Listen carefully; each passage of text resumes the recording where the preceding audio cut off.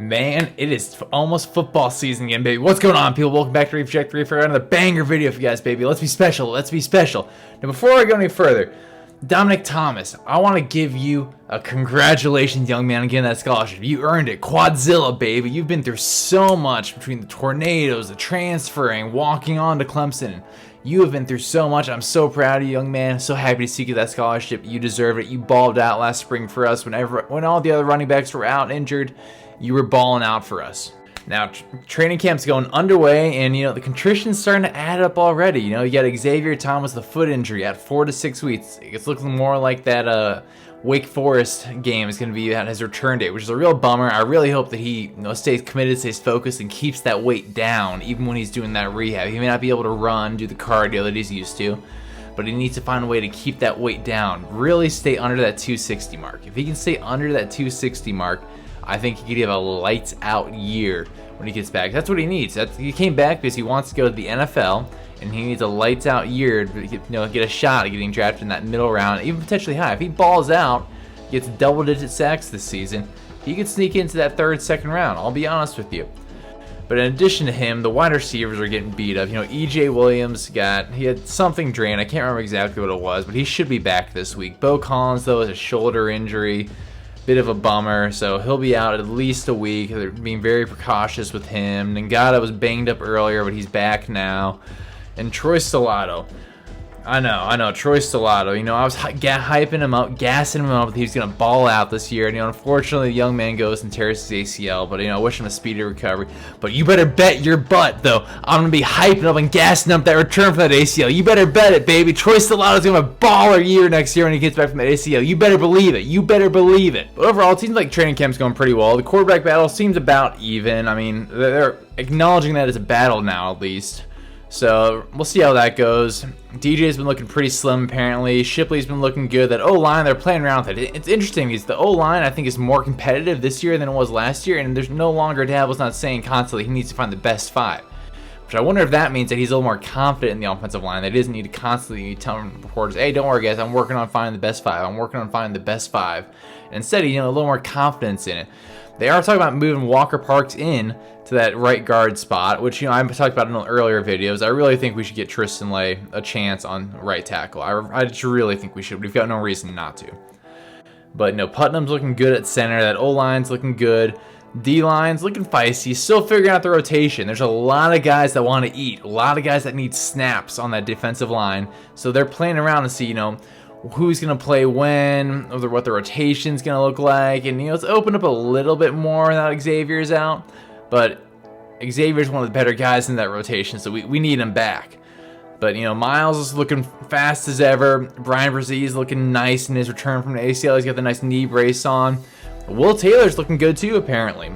Going slot, going return man, he's looking good. He's got the knee brace on as well, but he's looking very shifty, apparently. Looking just as fast, if not possibly quicker, than when he tore his ACL, which would be great. If he could have an Amari Rodgers type comeback where Amari just bounced back from that ACL like it was nothing. That man flew back. But Adam Randall is making progress. No way he's going to be ready by the beginning of the season, but there's real potential at end of October, maybe November, that he'll be ready to go. Because you think about it, he tore it in April? So April, May, June, July, August, September, October, November, December. So 9 months. You can be pushing a little bit early with that, November, October timeline. But that's just my 2 cents as to what I feel like he'll come back. It's towards the end of the season, which is great. Because that's really when we'll need him. The injuries will be piling up then. Everybody's gonna be banged up at that point in the season. And have a fresh set of legs come back. That could be game-changing for the Clemson offense. Now, defensively, the secondary still seems to be a lot of moving pieces. There. They're still not quite set on positions. Andrew's going to start. I can tell you that right now. Andrew's going to start. But, everybody else in that secondary is getting real looks, real first-team, second-team reps to, earn their stripes, sharpen their teeth, say who's going to be the starters out there for that Game 1 against Georgia Tech down in Atlanta in the Georgia Dome, baby. Go Tigers in Atlanta, woo!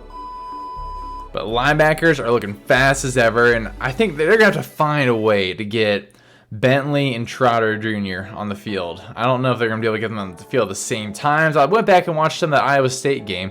You know, Trotter Jr. was seeing the field a lot more than Bentley there. So I don't know if that means that there's just more confidence in him, or I'm not quite sure what the deal is with that as to why one would be favored over the others. I think they're both very capable players for us, but I think they're going to have to find a way to get those 4 linebackers on the field. I mean, Barrett Carter, maybe you play him as nickel safety, because I mean he played safety in high school, so he could easily flip back there. But you gotta get Barrett Carter, Trenton Simpson, Jeremiah Trotter Jr., and Levante Bentley.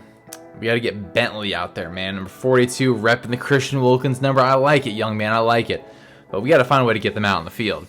And right now, let's flip back to the quarterback position real quick. They are saying that, you know, DJ Streeter came out and said that DJ is the starting quarterback right now, but you know, I think based on the performance last year, I do think it is an open competition, and we're probably going to roll with, you know, a Kelly Bryant, Trevor Lawrence type situation where for the first 4 games of the season, it's going to be, you know, one guy gets 1 or 2 series and the other guy goes on the field for 1 or 2 series, which, you know, we can do that at the beginning. We're our first 3 games, we got Georgia Tech, Furman, Louisiana Tech. We can swing that for the first couple games, but then when that season really starts to pick up, you know, when we're playing the Florida State, playing the Boston College, playing the NC State, we can't really be doing that quarterback swing where we're just, you know, flipping series, every guy a new series. It just won't work. So if you got 2 quarterbacks on a football team, you don't have any quarterbacks. It's a one-man show. It's like a pitcher. You don't take a pitcher out every other inning. You ride him out for that 7-inning stretch, because when he's hot and he's got it going, he is balling out there. That's the same thing with a quarterback. You can't just be taking him in and out every series. There's no rhythm, you know. I'm also interested to see Dietrich Pennington come back too. He's coming back from an ACL injury. He tore it last year, so he was vying for a starting offensive line spot, and it just didn't quite work out. He'll be a redshirt freshman, I believe. Redshirt freshman, redshirt sophomore. One of those 2. I can't remember off the top of my head, so I apologize over that. But, you know, from Memphis, Tennessee, he's got a real opportunity there to crack into that offensive line. But, you know, that's kind of my 2 cents on how camp's going right now for Clemson football. But that's all I got for you guys right now. Let me know in the comment section what you think. And as always, have a great day. Tell somebody you love them. Deuces.